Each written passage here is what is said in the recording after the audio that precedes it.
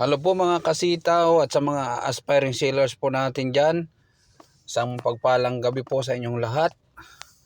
Ngayon po ay gusto ko lang po i-share po sa inyo kung paano po mag-withdraw po dito sa sitaw gamit po ang aking bangko. I-try ko po mag-withdraw papunta po sa aking GoTime Bank.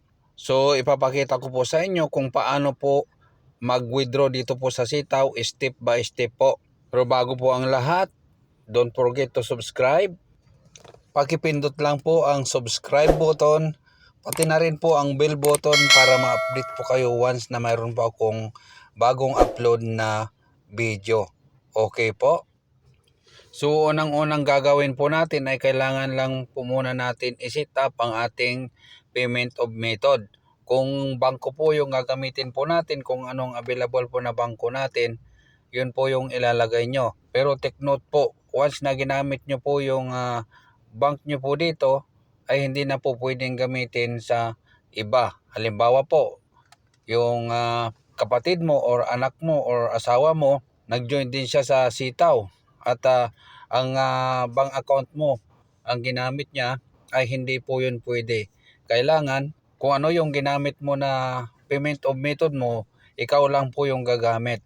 Pero pwede rin pong gamitin yung bank account mo, kaya lang ibang bangko. Halimbawa sa akin, ang ginamit ko po dito ay ang bank account ko sa GoTime Bank. So yung ibang bangko ko, halimbawa yung OFW Bank, Land Bank, ay pwede ko yun ipagamit sa aking kapatid, sa aking anak, or sa aking asawa. So ganun po yun.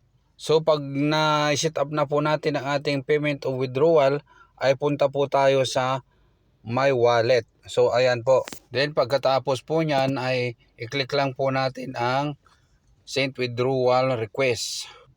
So ilagay lang po natin kung magkano ang ating i-withdraw. So halimbawa po sa akin ay 5,000 po ang aking i-withdraw. So titignan natin kung magkano po yung charge fee niya, service fee.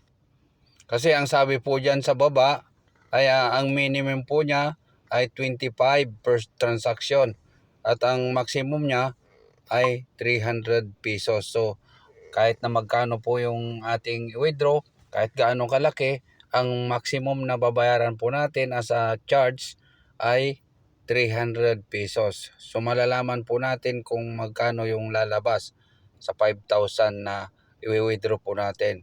So dito po sa message ay maglagay lang po tayo ng message. Halimbawa, ilagay po natin na magwi-withdraw tayo papunta sa ating bangko or papunta sa ating GCash. Gawa po tayo ng message. So ayan, 50 pesos po yung nasa charge fee niya, service fee. So pagkatapos po niyan, i-click po natin yung send. Ito ang first time ko na mag-withdraw dito po sa sitaw. So ayan po, nabawasan na po yung aking wallet balance. Kanina 9,270 pesos. Ngayon 4,270 pesos na lang. Okay po. So open ko po yung aking GoTime Bank para malaman po natin kung magkano po ang dating laman niya. So mag-login lang po tayo para malaman po natin kung may papasok ba or wala. Ayan. Wait lang po natin. So ayan, nakalagin na po tayo.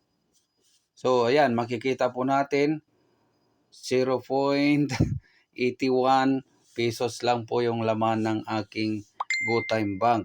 So malalaman po natin yan kung may papasok po. Kung ilang oras po ba bago pumasok.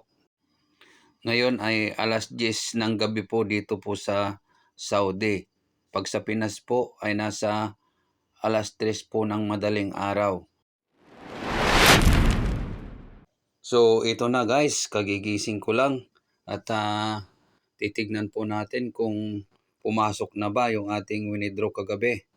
I hope na pumasok na po.